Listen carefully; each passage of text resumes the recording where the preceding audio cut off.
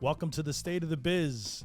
My name is Richie Scola. I am here today with Joe Clark and Adam Levinson.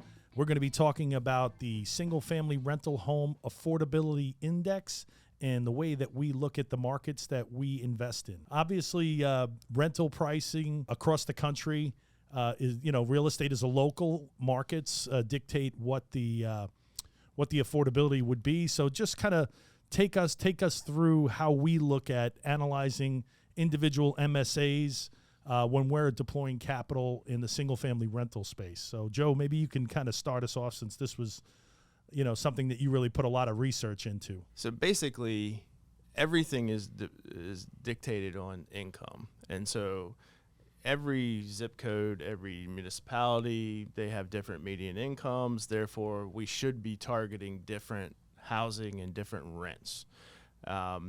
What I think a lot of investors look at is how can they maximize their rent opportunity rather than how many renters can I get at a certain rent.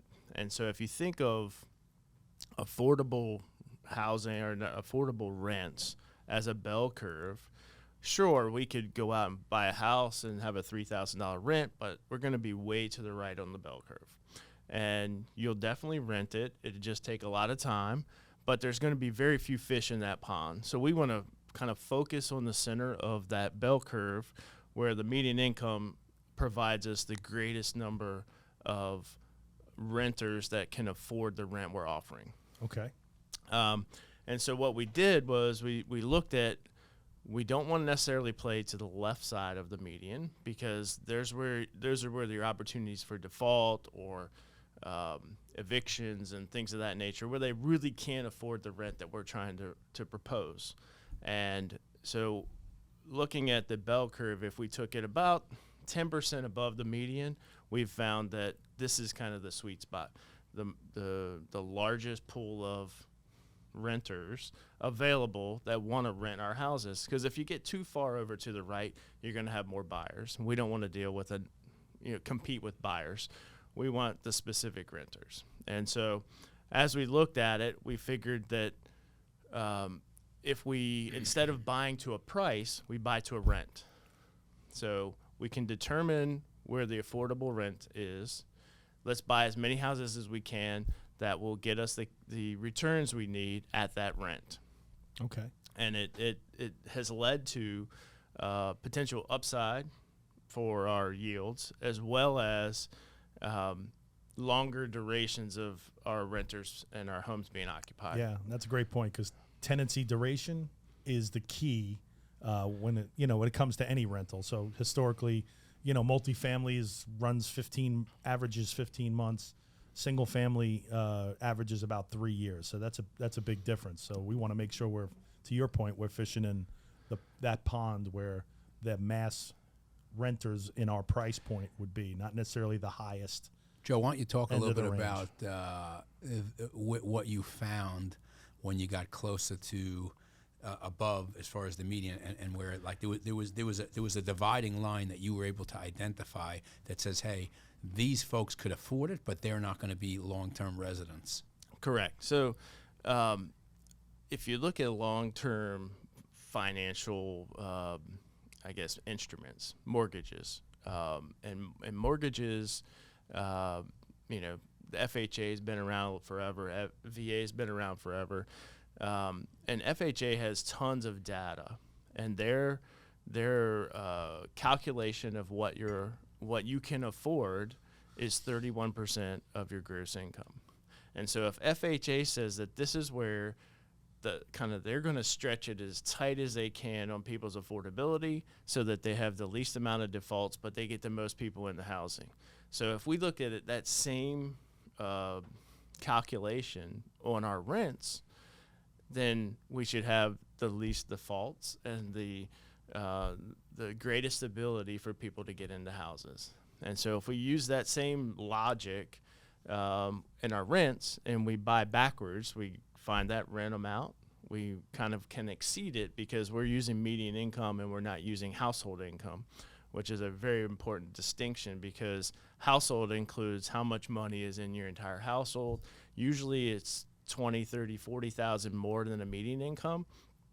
If you use that every time, you'd buy the top of the market everywhere, every single time.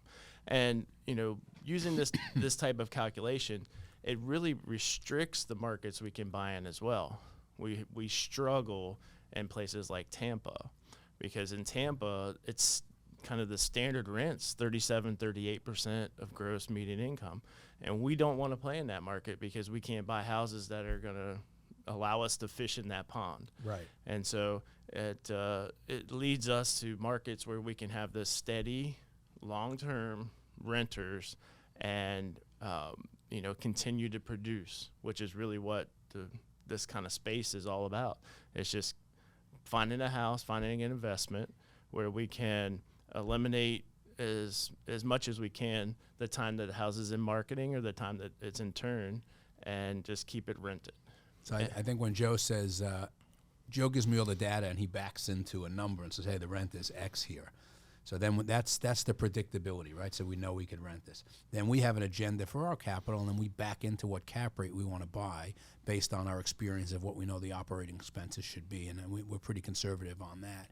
So I think Joe's great for me to really give me all the data to say, hey, this is what you could expect here, and this is why. And this is the amount, and this is the absorption, which we didn't talk about. But again, when Joe finds the number, as well as, all right, how many are there? If you're looking to put up 100 houses, but you only have 5 people that can afford this, well, you're never going to rent this thing, even if it's affordable, right? And it falls within the median. So on top of saying, hey, this is what the folks in this area can afford, are there enough of them to absorb what we want to put there? Yeah. So I think I've heard you say this before, but if we look at maybe an investor that has one house that he's looking to buy in a particular city, and he sees a rent, the most recent rent comp is $1,000. But from our perspective, we're deploying large pools of capital. We're buying hundreds, if not thousands, of properties over time. So we need to make sure that. So we look at the depth of the market, right? Can it get to 500 homes in this area where we want to be?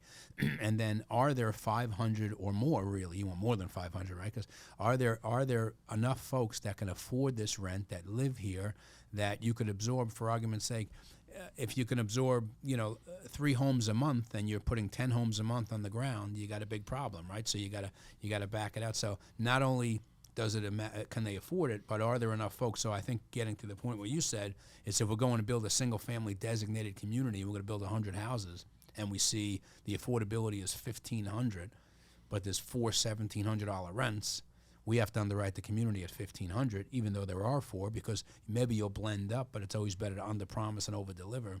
And we know that we can't get 100 $1,700 rents. They were an anomaly. So in any kind of calculations and math, I've always throw out the top, throw out the bottom, and you got the middle. And I think it's the same. So the affordability index is kind of like a discipline that's our comps. Use, right? You have your comps, and comps are great, but comps are not as accurate as affordability. Comps will, hey, you could ask a little bit more, but what is the worst case scenario, as you always use, nuclear option? Mm-hmm. What if we have to rent these things up? What are we going to get them rented for? And that's affordability. That's not comps.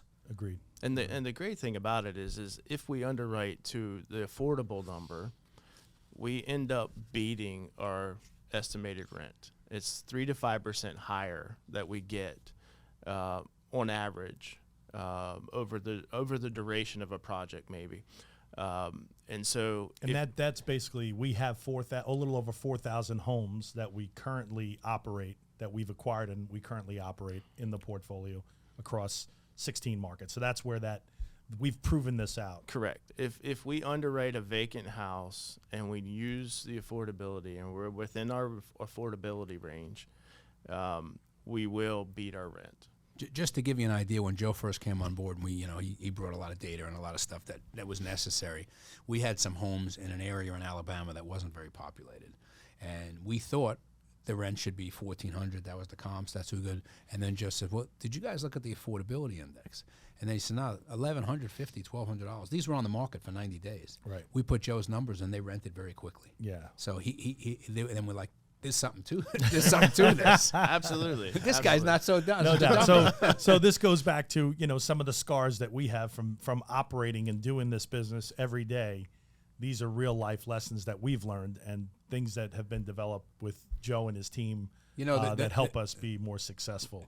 How it hurts, it doesn't really hurt us, but where we're at a disadvantage is we can't pay as much as other folks because they are promising something that we don't believe they'll achieve. That maybe they will, but we want to be around a while, and we can't really take that risk. So I'd rather, we're in the secondary, tertiary markets, which is beneficial, so we're not really competing against a lot of the big funds. But, we can't pay as much as a lot of other groups for that reason because everybody buys to a cap rate. Yeah. And the other thing is when we go to these markets that are underserved, we're not looking to kind of extract the most amount of money out of these underserved areas. We're there to provide affordable long-term housing and keep these renters for a long period of time. Right. And so we buy newer assets in underserved areas. We give them a reasonable rent, and they stay for a long time. And that's kind of, the theory Joe and I have is, and I know Joe brought it up, so I'm not going to take the credit, but I will tell you, you got Topeka, Kansas is right outside, 45 minutes outside of one of our areas that we service. Housing stock, which we talked about earlier, is 50, 60, 70 years old, but there's a good base of renters. It maybe is not growing in population, but it's not declining. You got good household formation. You got good employment growth, good employment drivers. People want to live there, but there's no new product. So this is an area we could say, hey, we could feel comfortable going in and putting 500 homes in and stealing 500 residents out of this older stock, and they're going to stay. And we'll do a much better deal because we're not competing against everybody. We're competing against mom and pop. Well, they can't afford to put the newer housing in, and that's the benefit of having an institutional landlord. And I know there's a lot of noise about how the Wall Street landlords, but the reality is we provide a better product, we provide better service, and we provide better living conditions because we're looking at it as a business. Just to give you an idea, you could easily say, well, my AC is going to last 10 more years and my hot water is going to last 10 more years, so I won't even reserve for that stuff. So my operating expenses to run this property is 20%, which is accurate if you're a mom and pop and you're making X. Well, the problem is in year 7, when the AC goes out, all of the money you made is gone because you got to go ahead and put it for the AC, and then you level out to the same where we are. So where we say we have standards, hey, if the AC is this old, and I know, Richie, you could talk about that, if the AC is this old, the hot water is this, it gets replaced. It doesn't matter because we're looking to how do we go ahead and provide a nice product and a nice home where people are not going to have the problems and they're going to want to stay. And we buy the newer houses, which is great because if you take the older housing stock and you take one of our houses, apples to apples, 1,400 square foot 1950s house, 1,400 square foot 2020 house, the air conditioner bill is going to be 40-50% less, and I'm just throwing the number out, but it's going to be quite a bit less than what you're paying, and I don't know what those numbers are, and maybe Joe, I know Joe's done a lot of work on that, but there's a lot of benefits to living in a newer house. Sure. Significantly more efficient. Yeah. And we can go into HERS ratings and ESG and that whole thing, but that's a story for another day. Yeah. No, this has been great. Well, I definitely wanted to focus on the affordability index and some of the things that we've learned, some of the battle scars we have and mistakes we've made that we could share, and hopefully everybody can learn from our mistakes. And, Joe, I appreciate you coming on. Adam, thanks for coming on. The affordability index is a key tool that we use to help guide our decisions when analyzing markets that we're going to be investing in. So if you got any value out of this, please consider hitting the subscribe button. If there's any content that you'd love for us to talk about, please put it in the comments section below, and we look forward to seeing you next time. Thank you.